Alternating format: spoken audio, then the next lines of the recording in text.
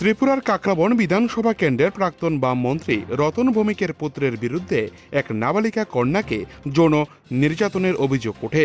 এই ঘটনার পরিপ্রেক্ষিতে ভারতীয় জনতা পার্টি গোমতী জেলা মহিলা মোর্চার উদ্যোগে শুক্রবার বিকেল 5টায় কাকরাবন ব্লক চৌমুহনী থেকে শুরু করে কাকরাবন মণ্ডল অফিস পর্যন্ত একটি বিক্ষোভ মিছিল বের করা হয়।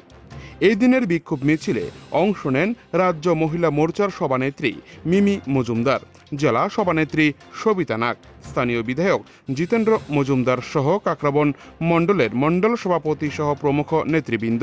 এদিনের মিছিল শেষে রাজ্য মহিলা মোর্চার সভানেত্রী মিমি মজুমদার সাংবাদিকদের প্রশ্নের উত্তর দিতে গিয়ে বামেদেরকে তীব্র আক্রমণ শানিয়েছেন। পাশাপাশি এই ঘটনায় বাম নেতার পুত্রের কঠোর শাস্তি দাবি করেছেন।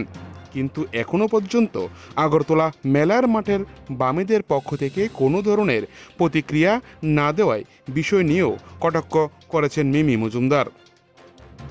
এই বিক্ষোভ মিছিলে পরন্ত বিকেলে মহিলা মোর্চার ডাকে ব্যাপক সাড়া জাগানো মিছিল সংগঠিত করা হয়। মিছিলকে কেন্দ্র করে নিরাপত্তা ব্যবস্থা ছিল জোরদার। কাকরাবন থেকে নিজস্ব প্রতিনিধির রিপোর্ট, টিভি 100 বাংলা।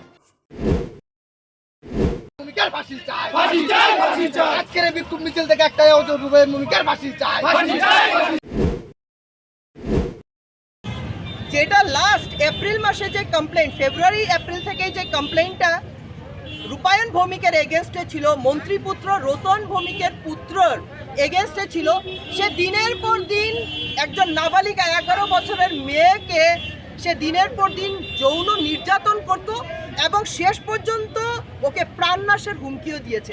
আজকে সেই মেয়ের আর্তনাদে আমরা পুরো ত্রিপুরা রাজ্য জুড়ে ভারতীয় জনতা মহিলা মোর্চা, আমরা পুরো ত্রিপুরা জুড়ে এই বিষয়টাকে নিয়ে যেন মেয়েটির ন্যায্য দাবি। আজকে এটা ঘটনাটা ফেব্রুয়ারি, মোস্ট প্রবাবলি নির্যাতিতার মা যে কমপ্লেইনটা করেছে থানার মধ্যে, গুজরাটের যে থানার মধ্যে করেছে, সেখানে ফেব্রুয়ারি এপ্রিলের মধ্যে যতটুকু আমি জানি, যতটুকু আমি আই এম নট শিওর যে গ্রেফতারটা কত, কিন্তু মোটামুটি এপ্রিলের দিকে সে গ্রেফতার হয়ে গেছে। তো আর কি আছে, 2-3 মাস পেরিয়ে গেছে এই ঘটনা। আমরা আজকে 10-12 দিন যাবৎ আমরা এই ব্যাপারটা আমরা জানতে পেরেছি এবং এটার আমরা প্রমাণ সহ, প্রুফ সহ, তাহলে তো আর কিছু করা যায় না বা নামা যায় না, তো আমরা প্রুফ সহ এখন জানতে পেরেছি এবং এর জন্যই আমরা ওর সুযোগ্য শাস্তি চাইছি। কিন্তু মেলার মাঠ থেকে এখনো পর্যন্ত কোনো ধরনের স্টেটমেন্ট নেই। এই বিষয়টি কি বলবেন? কি করে থাকবে? ওরা নিজেরাই অফেন্সের মধ্যে আছে। যারা অফেন্সের মধ্যে আছে তাহলে কি করে ওদের থেকে আপনারা স্টেটমেন্ট পাবেন? যদি কোনো অফেন্সিভ ব্যাপার না থাকতো তাহলে নিশ্চয়ই ওরা স্টেটমেন্ট দিত, ঠিক না?